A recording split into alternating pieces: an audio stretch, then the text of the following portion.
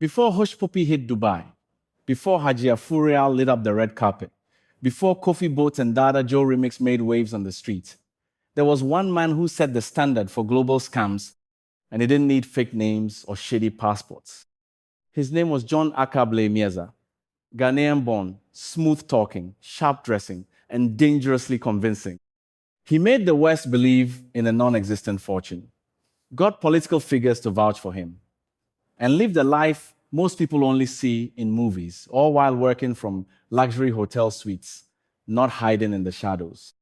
This isn't just a story about fraud. It's a lesson in human psychology, power, and how a man from Sekondi nearly convinced the world he controlled billions. Others hide behind fake identities to defraud the whites and the locals. But he defrauded the whites with his real identity and took millions of dollars from them. Get ready, because this is the story they tried to bury. And we're digging it up only here on Wicked Blogger Ghana. Hit the like button, subscribe to the channel, and leave a comment. Let's begin the story by revealing how John Ackah Blay-Miezah pulled the greatest scam in the history of Ghana on the Westerners, starting from his biography. Who is John Ackah Blay-Miezah?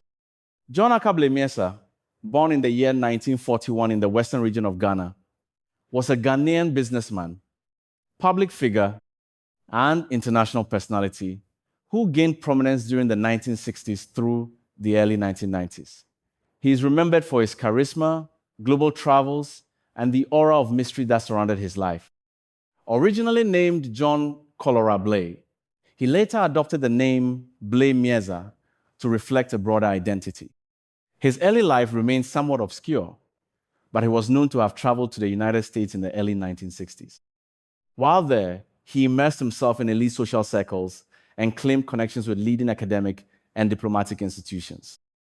He lived in Philadelphia for some time, where he interacted with various Ghanaian and African diaspora communities.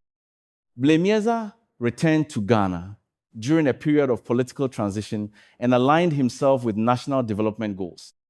He became widely known not only for his international connections, but also for his involvement in business and diplomatic efforts.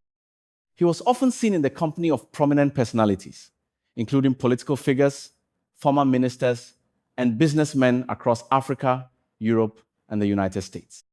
In Ghana, he was respected in some circles for his patriotic rhetoric, polished demeanor, and willingness to contribute to the country's image abroad.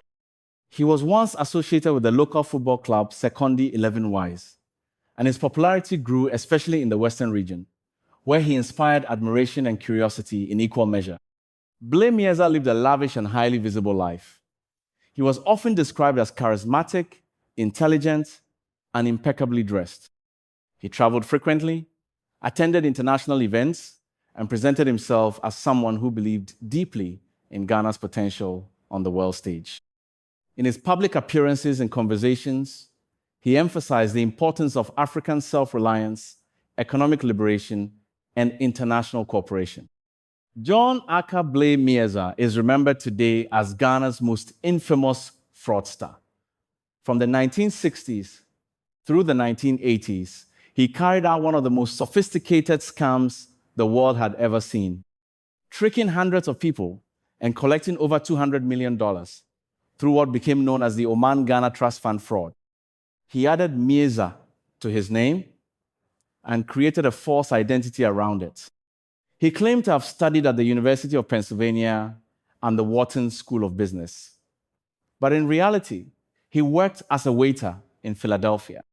Despite these lies, he managed to win the trust of powerful people in Ghana and abroad. The Oman Ghana Trust Fund scam. The heart of Blay-Miezah's scam was the so-called Oman Ghana Trust Fund. He told investors the fund had been set up by Ghana's first president, Dr. Kwame Nkrumah, and contained billions of dollars in Swiss bank accounts. According to Blay-Miezah, he had been named the sole trustee of the fund, and the money could only be accessed if investors helped pay legal and administrative fees to unlock it. He promised huge returns, often up to 10 times what people invested. It was a classic advance fee fraud, but it was dressed up in diplomacy, legal jargon, and national pride, which made it more believable. He said the fund would help rebuild Ghana and bring prosperity to Africa. Many bought into the dream. How he gained trust. Blay-Miezah was a smooth talker and excellent at creating a believable image. He wore expensive suits, traveled in chauffeur-driven cars, and stayed in luxury hotels. He surrounded himself with bodyguards and assistants. He even convinced former United States Attorney General John Mitchell to act as his legal representative. Inside Ghana, he gained support from top officials. While imprisoned for fraud in the year 1974, he convinced General I.K. Acheampong to release him and issue a diplomatic passport. That official document allowed him to travel freely and gave him more legitimacy when dealing with foreigners. Under later governments, including the PNDC regime, he continued operating his scheme with little resistance. His victims came from all over the world: businessmen, politicians, lawyers, and even pastors. In Philadelphia alone, he reportedly conned more than 300 people out of over $18 million. Many of these investors believed they were helping Ghana while making a profit. Others were simply seduced by the idea of easy wealth. Some even took loans or sold property just to invest in the so-called fund. Blay-Miezah always had a reason for delays. He blamed the Ghanaian government, Swiss banks, or international law. When people complained, he reassured them that the money was coming soon. This went on for decades. Media exposure and downfall. In the 1980s, journalists started digging into his story. CBS's 60 Minutes did a feature that exposed the fraud to a global audience. By then, however, much of the money was already gone. Blay-Miezah died in Accra on the 30th of June, 1992, under house arrest. Even after his death, rumors continued that billions of dollars were still hidden in Swiss accounts. Some of his former associates claimed he left them access to the fortune. Others said it was all lies. Legal battles and forged wills. After his death, several people came forward claiming to have been named in his will. One of these documents, which reinstated a man named Greg Frazier as a key figure in his estate, was later proven to be a forgery. Ghana's Supreme Court eventually overturned decisions based on these false documents, putting an end to years of legal confusion. His legacy. John Ackah Blay-Miezah's story remains a textbook example of how charm, fake status, and a believable backstory can fool even the most intelligent people. His scam was so big and so convincing that it helped shape how the world now views advance fee fraud, often referred to as 419 scams. Unlike the common email scams of today, Blay-Miezah's operations involved face-to-face meetings, official-looking documents, and even political backing. He didn't just scam individuals, he scammed an entire system. John Ackah Blay-Miezah remains a legend in Ghana, not because of greatness, but because of the scale of his deception. His name is often mentioned alongside modern fraudsters, but few have ever matched his level of sophistication. His story is both a warning and a lesson.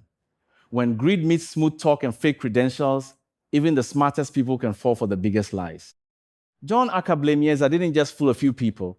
He fooled governments, diplomats, and elite businessmen across continents. He didn't need a laptop or Wi-Fi, just a phone line, a suit, and confidence thicker than gold. Even in death, the mystery lingers. Was there ever a real fund? Did he hide billions? Or did he just play the greatest game of smoke and mirrors Africa has ever seen? At Wicked Blogger Ghana, we bring you the truth no one else wants to touch, from scams and scandals to the deepest secrets buried in our history. So if you haven't already, hit that subscribe button. Join the movement. Be part of the only Ghanaian channel that breaks the real stories with no sugarcoating, no fear, and no fake hype.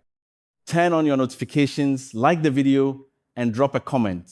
Because here at Wicked Blogger Ghana, we don't just tell stories, we expose the wicked truth.